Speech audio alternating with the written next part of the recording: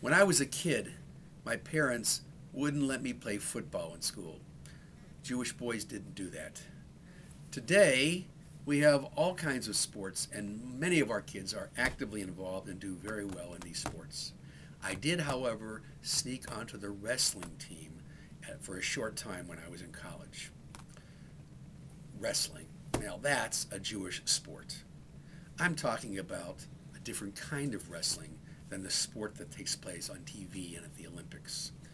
Wrestling we find in this week's Torah portion when Jacob wrestles with a man, a so-called man, as he's facing with great anxiety his meeting Esau again after 20 years.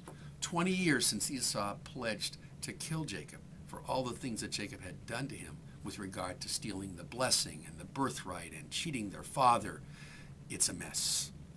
But Jacob, as he contemplates waiting to meet Esau, is so overcome with anxiety as it is nighttime, wrestles. The commentaries tell us that he's really not wrestling with a man. He's wrestling with something more divine. In fact, reading the commentaries leads us to believe that Jacob is really wrestling with himself. And as a result, his name is changed to Israel, which means Yisrael, one who struggles with divine beings and succeeds. The way we know that Jacob was wrestling and indeed was transformed by this experience is by the way he walks. It says in the wrestling he had a torn muscle from the angel, from the man, and as a result he walked with a limp.